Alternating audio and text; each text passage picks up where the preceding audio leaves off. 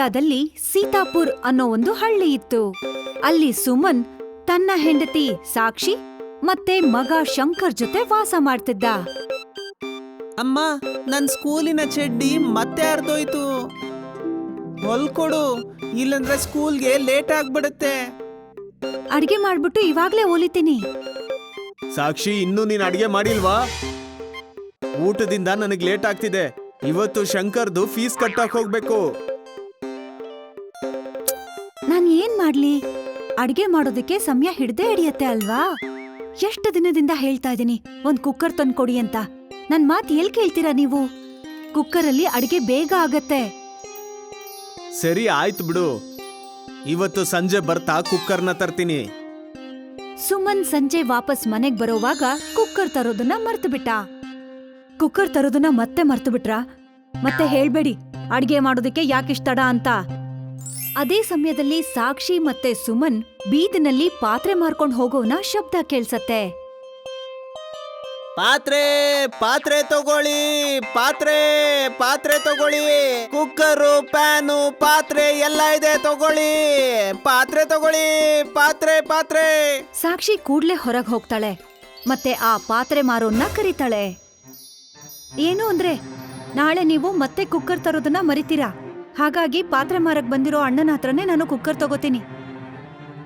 ಸಾಕ್ಷಿ 3 litre cooker ಅನ್ನ ಕೊಂಡ್ಕೋತಾಳೆ. ಮತ್ತೆ ಅವ್ರ ಪಕ್ಕದ ಮನೆ ಬಬ್ಲಿ ಒಂದು ಸಣ್ಣ ಬಾಣ್ಲಿನ ಕೊಂಡ್ಕೋತಾಳೆ. ಕುಕ್ಕರ್ ತಗೊಂಡಿದ್ರಿಂದ ಸುಮನ್ ಕುಟುಂಬ ಖುಷಿಯಾಗಿರತ್ತೆ. ಯಾಕಂದ್ರೆ ಇವಾಗ ಅಡಿಗೆ ಬೇಗ ಆಗ್ತಿರತ್ತೆ. ಒಂದು ದಿನ ಕುಕ್ಕರಲ್ಲಿ ಅಡ್ಗೆ ಆಗೋವಾಗ ತುಂಟ ಶಂಕರ್ ಕುಕ್ಕರ್ ವಿಷಲ್ನಲ್ಲಿ ಒಂದು ಬೆಲೂನ್ ಅನ್ನ ಹಾಕ್ಬಿಡ್ತಾನೆ. ಕುಕ್ಕರಲ್ಲಿ ಪ್ರೆಷರ್ ಬರ್ತಿದ್ದ ಹಾಗೆ ಆ ಬೆಲೂನಲ್ಲಿ ಗಾಳಿ ತುಂಬಿಕೊಳ್ಳುತ್ತೆ. ಮತ್ತೆ ಆ ಕುಕ್ಕರ್ ಬೆಲೂನ್ ಸಹಾಯದಿಂದ ಗ್ಯಾಸ್ ಇಂದ ಮೇಲಕ್ಕೆ ಹಾರೋಕ್ ಶುರುವಾಗತ್ತೆ. ಅಪ್ಪ, ಅಲ್ಲೋಡು, ಕುಕ್ಕರ್ ಗಾಳಿಯಲ್ಲಿ ಹಾರ್ತಿದೆ. ಅರೆ, ನೀನ್ ಇದೇನ್ ಮಾಡ್ಬಿಟ್ಟೆ? ಸುಮನ್ ಆ ಕುಕ್ಕರ್ ಅನ್ನ ಹಿಡ್ಕೊಂಡು ಮೇಲ್ಗಡೆ ಪ್ರೆಷರ್ ಅಲ್ಲಿದ್ದ ಬೆಲೂನ್ ಅನ್ನ ತೆಗೆದು ಅದನ್ನ ಮತ್ತೆ ಗ್ಯಾಸ್ ಮೇಲೆ ಇಡ್ತಾನೆ. ಶಂಕರ್, ನೀನು ಇನ್ ಮುಂದೆ ಈ ತರ ಮಾಡಬಾರ್ದು. ಕುಕ್ಕರ್ ಕೆಳಗ್ ಬಿದ್ದು ಸಿಡಿಯೋ ಅವಕಾಶ ಇರುತ್ತೆ. ಸಾಕ್ಷಿ ಗಮನಿಸ್ತಾಳೆ, ಕುಕ್ಕರ್ನ ಸೈಜ್ ನಿಧಾನವಾಗಿ ಬೆಳೆಯೋಕ್ ಶುರುವಾಗಿರತ್ತೆ. ಕೇಳಿಸ್ಕೊಳ್ಳಿ ಅಂದ್ರೆ, ನಾನು 3 ಲೀಟರ್ ಕುಕ್ಕರ್ ತಗೊಂಡಿದ್ದೆ. ಆದ್ರೆ ಇದ್ರ ಸೈಜ್ 4 ದಿನದಲ್ಲೇ 6 ಲೀಟರ್ ಆಗೋಗಿದೆ. ಇದ್ಹೇಗ್ ಸಾಧ್ಯ? ಪಕ್ಕದ ಮನೆ ಬಬ್ಲಿ ಕೂಡ ಒಂದು ಕಡಾಯಿ ತಗೊಂಡಿದ್ಲು. ಹೋಗಿ ಅವ್ರ ಹತ್ರ ವಿಚಾರಿಸು, ಅವರ ಕಡಾಯಿ ಸೈಜ್ ಕೂಡ ದೊಡ್ಡದಾಗಿದ್ಯಾ ಅಂತ. ಬಬ್ಲಿ ಸಾಕ್ಷಿಗ್ ಹೇಳ್ತಾಳೆ ಅವಳ ಬಾಂಡ್ಲಿ ಸೈಜ್ ಕೂಡ ಜಾಸ್ತಿ ಆಗ್ತಿದೆ ಅಂತ. ಸಾಕ್ಷಿ ತುಂಬಾ ದಿನದ ತನಕ ಆ ಪಾತ್ರೆ ಮಾರೋನ್ನ ಹುಡುಕ್ತಾ ಇರ್ತಾಳೆ. ಅವಳು ಕುಕ್ಕರ್ ತಗೊಂಡಿದ್ಲಲ್ಲ ಅವನನ್ನ. ಆದ್ರೆ ಅಲ್ಲಿಗೆ ಆ ಪಾತ್ರೆ ಮಾರೋನು ಬರ್ಲೇ ಇಲ್ಲ. ಆ ಕುಕ್ಕರ್ ಬೆಳಿತಾ ಬೆಳಿತಾ ಎಷ್ಟು ದೊಡ್ಡದಾಯ್ತು ಅಂದ್ರೆ ಇಡೀ ಅಡ್ಗೆ ಮನೆನೇ ಆವರಿಸ್ಕೊಂಡಿತ್ತು. ಇನ್ನೊಂದು ಕಡೆ ಬಾಂಡ್ಲಿ ಬಬ್ಲಿ ಕಿಚನ್ ಅನ್ನ ಆವರಿಸ್ಕೊಂಡಿತ್ತು. ಬಬ್ಲಿ ಗಂಡ ಬಬ್ಲಿಗ್ ಹೇಳ್ತಾನೆ, ಇಷ್ಟು ದೊಡ್ಡ ಕಡಾಯನ್ನ ಇಟ್ಕೊಂಡು ನಾವೇನ್ ಮಾಡೋದು? ಯಾರಾದ್ರೂ ಸಿಹಿ ಮಾಡೋರ್ಗೆ ಇದನ್ನ ಕೊಟ್ಬಿಡೋಣ. ನಮಗ್ ದುಡ್ಡು ಕೂಡ ಸಿಗುತ್ತೆ. ನಾವದನ್ನ ಒಳ್ಳೆ ಕೆಲ್ಸಕ್ಕೆ ಬಳಸ್ಕೋಬಹುದು. ಯಾಕಂದ್ರೆ ನಮ್ಮ ಮನೇಲಿ ಅಡಿಗೆ ಮಾಡೋದು ಕಡಿಮೆ. ಬಬ್ಲಿ ಮತ್ತೆ ಅವಳ ಗಂಡ ಆ ಬಾಂಡ್ಲಿನ ಮಾರ್ಬಿಡ್ತಾರೆ.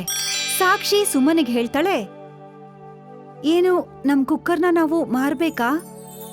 ಇಷ್ಟು ದೊಡ್ಡ ಕುಕ್ಕರ್ನ ನಮ್ಮಿಂದ ಬಳಸೋದಕ್ಕೂ ಆಗ್ತಾ ಇಲ್ಲ. ನಾನು ಬೇರೆನೇ ಯೋಚನೆ ಮಾಡ್ತಾ ಇದ್ದೀನಿ. ಆ ದಿನ ಶಂಕರ್ ಕುಕ್ಕರ್ಗೆ ಬಲೂನನ್ನ ಫಿಕ್ಸ್ ಮಾಡ್ಬಿಟ್ಟ. ಆಗ ಕುಕ್ಕರ್ ಆರಾಮಾಗಿ ಗಾಳಿಯಲ್ಲಿ ತೇಲ್ತಿತ್ತು. ಸುಮನ್ ಒಂದು ಪ್ಯಾರಾಶೂಟ್ ತಂದು ಮತ್ತವನು ಆ ಕುಕ್ಕರ್ನ ವಿಷಲ್ ಮೇಲೆ ಆ ಪ್ಯಾರಾಶೂಟ್ನ ಕಟ್ತಾನೆ.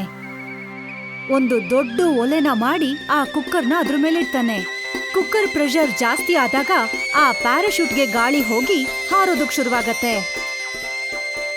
ಕನಿಷ್ಠ ಪಕ್ಷ 1 ಗಂಟೆ ಮೇಲೆ ಹಾರದ ಮೇಲೆ ಆ ಕುಕ್ಕರ್ ನಿಧಾನವಾಗಿ ಕೆಳಗಡೆ ಬರುತ್ತೆ.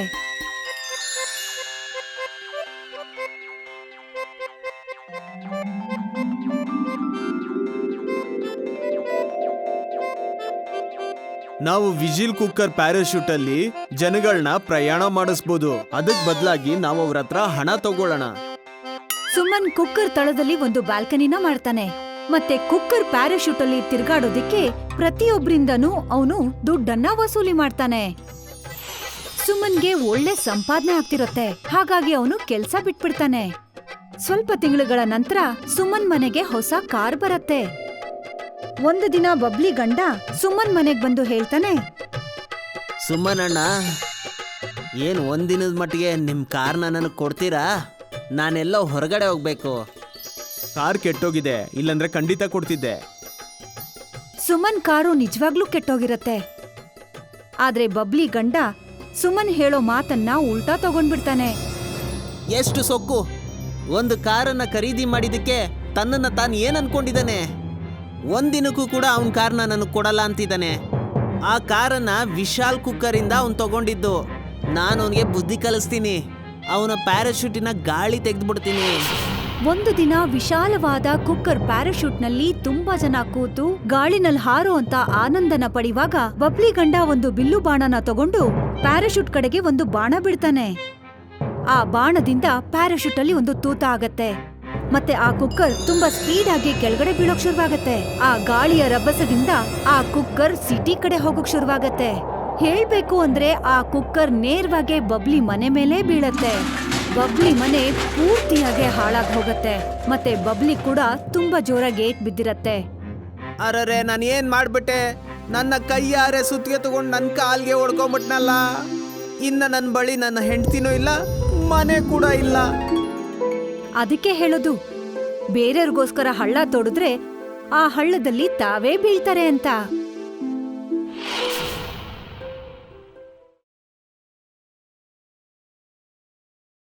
ಅರ್ಜುನ್ನ ಕುಟುಂಬ ಪೀತಂಪುರ ಅನ್ನೋ ಹಳ್ಳಿಗೆ ವಾಸಕ್ಕಾಗಿ ಬಂದ್ರು. ಅರ್ಜುನ್, ಮನೆ ಅಕ್ಕಪಕ್ಕನೆ ಆಟ ಆಡ್ಕೋ, ತುಂಬಾ ದೂರ ಹೋಗ್ಬೇಡ.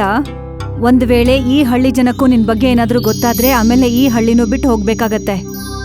ಅರ್ಜುನ್ ಮನೆ ಸಾಮಾನ್ ತರೋದಕ್ಕೆ ಅಂತ ಆಗಾಗ ಅಂಗಡಿಗೆ ಹೋಗ್ತಿದ್ದ. ಆಗ ಹಳ್ಳಿ ಹುಡುಗರು ಅವನನ್ನ ವಿಚಿತ್ರವಾಗಿ ನೋಡ್ತಾ ಇದ್ರು.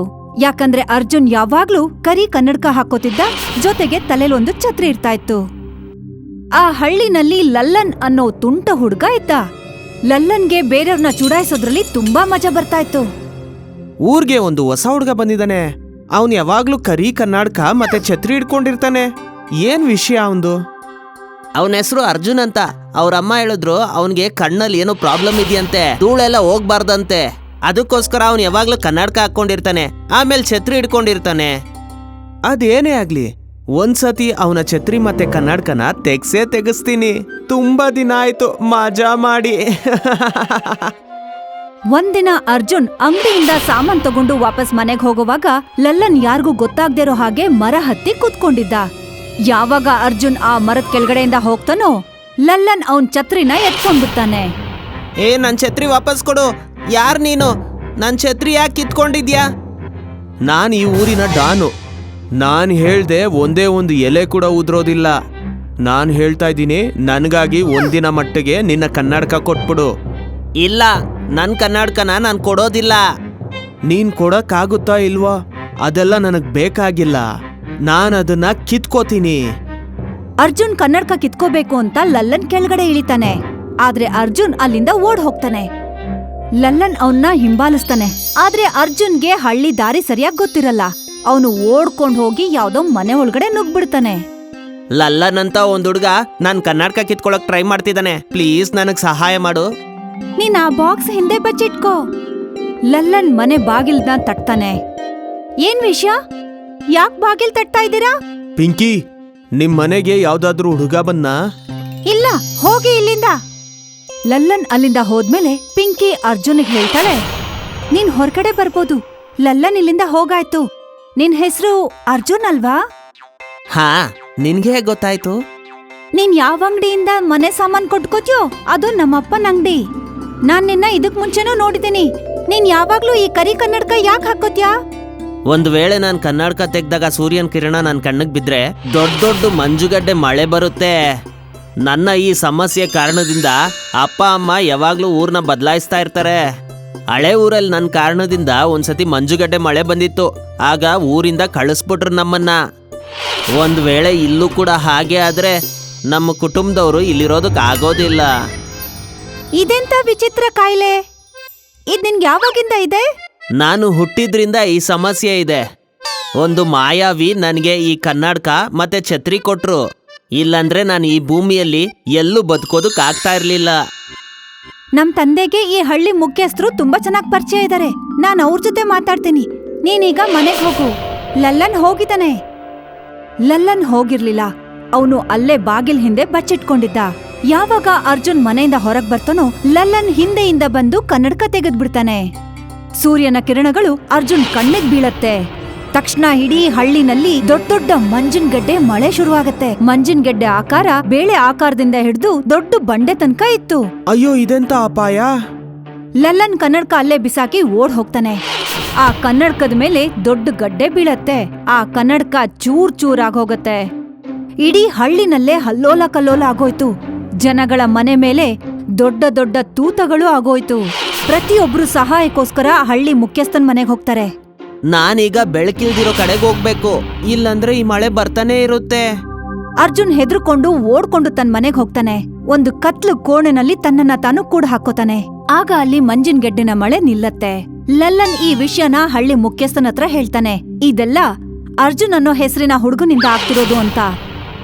ಆಗ್ಲೇ ಪಿಂಕಿ ಅಲ್ಲಿಗ್ ಬರ್ತಾಳೆ. ಪಿಂಕಿ ಮುಖ್ಯಸ್ಥರಿಗೆ ಹೇಳ್ತಾಳೆ, ಮುಖ್ಯಸ್ಥ್ರೆ, ಇದೆಲ್ಲ ಆ ಹುಡುಗನಿಂದ ಆಗ್ತಾ ಇಲ್ಲ, ಲಲ್ಲನ್ ಕಾರಣದಿಂದ ಆಗಿದ್ದು. ಇವನೇ ಅವನ್ ಕನ್ನಡಕನ ಬಲವಂತವಾಗಿ ಕಿತ್ಕೊಂಡಿದ್ದು. ಪಿಂಕಿ ಮುಖ್ಯಸ್ಥ ಮತ್ತೆ ಹಳ್ಳಿ ಬಾಕಿ ಜನರಿಗೆ ಎಲ್ಲಾ ವಿಷಯನೂ ಹೇಳ್ತಾಳೆ. ಲಲ್ಲನ್, ನಿನಗ್ ಗೊತ್ತಿತ್ತು ತಾನೆ ಆ ಹುಡುಗನ್ಗೆ ಈ ಸಮಸ್ಯೆ ಇದೆ ಅಂತ? ಏಂತಕ್ಕೆ ಅವನ್ ಕನ್ನಡಕನ ಕಿತ್ಕೊಂಡೆ? ಮಂಜುಗಡ್ಡೆ ಮಳೆಗೆ ಆ ಹುಡುಗ ಅಲ್ಲ, ನೀನು ಕಾರಣ. ಈ ಮಳೆ ಕಾರಣದಿಂದ ಊರಿನ ಜನಕ್ಕೆ ಏನೆಲ್ಲ ಸಮಸ್ಯೆ ಆಗಿದ್ಯೋ ಅದನ್ನ ನಿಮ್ ತಂದೆ ಅವರೇ ಕಟ್ಕೊಡ್ಬೇಕು. ಮುಖ್ಯಸ್ಥರು ಮತ್ತೆ ಪಿಂಕಿ ಅರ್ಜುನ್ ಮನೆಗ್ ಹೋಗ್ತಾರೆ. ಮುಖ್ಯಸ್ಥ್ರೆ, ನನ್ ಮಗನ್ ಪರವಾಗಿ ನಾನ್ ನಿಮ್ಮನ್ನ ಕ್ಷಮೆ ಕೇಳ್ತೀನಿ. ಆದ್ರೆ ಈ ಹಳ್ಳಿಯಿಂದ ಮಾತ್ರ ಹೋಗಿ ಅಂತ ಹೇಳ್ಬೇಡಿ. ನಾವ್ ಹಳ್ಳಿ ಬದ್ಲಾಯಿಸಿ ಸುಸ್ತಾಗೋಗಿದೀವಿ. ನನಗೆ ನಿಮ್ ಸಮಸ್ಯೆ ಎಲ್ಲ ಗೊತ್ತಾಗಿದೆ. ಪಿಂಕಿ ಎಲ್ಲ ಹೇಳಿದಾಳೆ. ತಪ್ಪು ನಿಮ್ ಮಗ ಮಾಡಿದ್ದಲ್ಲ, ಇದೆಲ್ಲ ಲಲ್ಲನಿನ ತರಲೆ ಕೆಲ್ಸದಿಂದ ಆಗಿರೋದು. ಅರ್ಜುನು ಈಗ ಎಲ್ಲಿದ್ದಾನೆ? ಅವನು ಒಂದು ಕತ್ಲು ಕೋಣೆನಲ್ಲಿದ್ದಾನೆ. ಈಗ ಅವನಲ್ಲೇ ಇರೋದು ಒಳ್ಳೇದು. ನನಗೆ ಟಪೋಲ ಅನ್ನೋ ಒಬ್ಬ ಮಾಯಾವಿ ಗೊತ್ತು. ಬಹುಶಃ ಅವರು ಅರ್ಜುನ್ಗೆ ಸಹಾಯ ಮಾಡ್ಬೋದು. ಅರ್ಜುನ್ ಕಣ್ಣಿಗೆ ಒಂದು ಕಪ್ಪು ಪಟ್ಟಿನ ಕಟ್ಕೊಂಡು ಅವನನ್ನ ಟಬೋಲಾ ಅನ್ನೋ ಒಬ್ಬ ಜಾದುಗಾರನ ಹತ್ರ ಕರ್ಕೊಂಡು ಹೋಗ್ತಾರೆ. ನನಗ್ ಗೊತ್ತಿಲ್ಲ ನಿನಗೆ ನೆನ್ಪಿದ್ಯೋ ಇಲ್ವೋ ಅಂತ. ನಾನೊಂದ್ಸರಿ ನಿಮ್ಮ ಊರಿಗೆ ಬಂದಿದ್ದೆ. ಆಗ ನಿನ್ಗೆ ಒಂದು ಕನ್ನಡಕನ ಕೊಟ್ಟು ಬಂದಿದ್ದೆ, ನೆನ್ಪಿದ್ಯಾ? ನಾನೀಗ ನಿಮ್ನ ನೋಡಕ್ಕಾಗ್ತಿಲ್ಲ, ಆದ್ರೆ ನಿಮ್ಮ ಧ್ವನಿ ನನಗೆ ನೆನಪಿದೆ. ಆವಾಗ ನಾವು ಚಮಚಾಪುರ್ ಅನ್ನೋ ಒಂದು ಊರಲ್ಲಿದ್ವಿ. ಆ ಜಾದುಗರ ತನ್ನ ಶಕ್ತಿಯಿಂದ ಅರ್ಜುನ್ಗೆ ಹೊಸ ಕನ್ನಡಕ ಮತ್ತೆ ಒಂದು ಛತ್ರಿನ ಕೊಡ್ತಾನೆ.